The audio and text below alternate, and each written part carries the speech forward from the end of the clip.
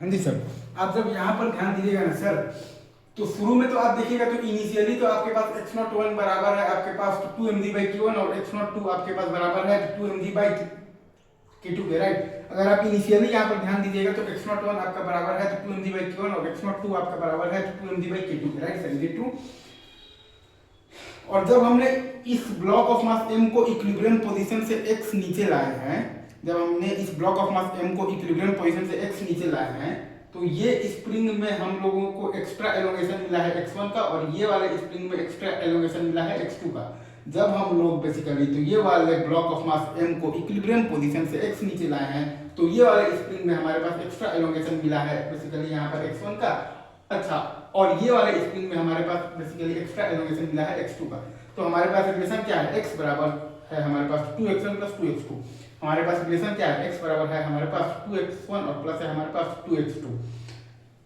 तो हमारे पास है 2x1 प्लस 2x2 बराबर x। अच्छा, अब जब आप बेसिकली तो ये वाले स्प्रिंग में अगर आप यहाँ पर ध्यान देंगे तो ये वाले स्प्रिंग में अगर आप देखिएगा तो आपके पास क्या आएगा, तो 2t1 बाई k1 बराबर आ जाएगा 2md बाई k1 और प्लस आ जाएगा x1। आप जब ये वाले स्प्रिंग में देखिएगा तो आपके पास क्या आएगा, 2 टाइम्स t1 बाई k1 और अच्छा और वो बराबर आ जाएगा 2md बाई k1 और प्लस x1 के। अगर आप ये वाले स्प्रिंग में ध्यान दीजिएगा तो 2 टाइम्स t1 बाई k1 बराबर आ जाएगा आपके पास 2md बाई k1 और प्लस x1 के। और वहीं अगर आप तो ये वाले स्प्रिंग में देखिएगा तो आपके पास आ जाएगा 2 टाइम्स t1 बाई k2 बराबर आ जाएगा 2 टाइम्स md बाई k2 और प्लस x2 के। वहीं अगर आप तो ये वाले स्प्रिंग में देखिएगा तो आपके पास क्या आएगा, तो 2 टाइम्स t1 बाई k2 बराबर आ जाएगा आपके पास 2 टाइम्स mg बाई k2 और प्लस x2 के। तो यहाँ से आपके पास आ गया है t1 बराबर आ गया है mg plus k1 x1 by 2। यहाँ से आपके पास t1 बराबर आ गया है mg plus k1 x1 by 2।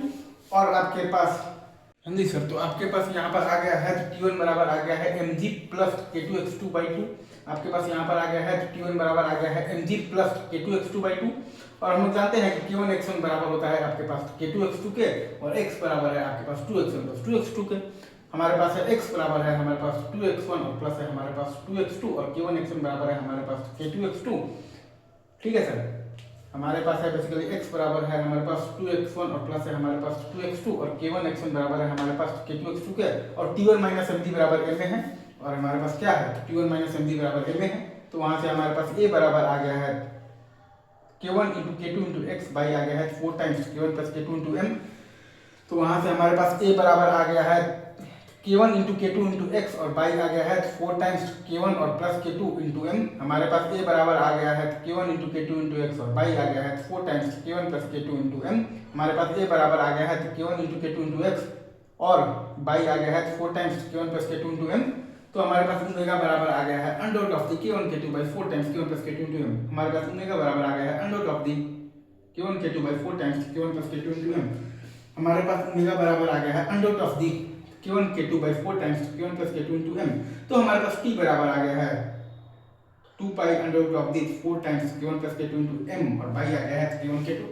हमारे पास t बराबर आ गया है 2 pi under root of the 4 times k1 plus k2 into m by k1 k2।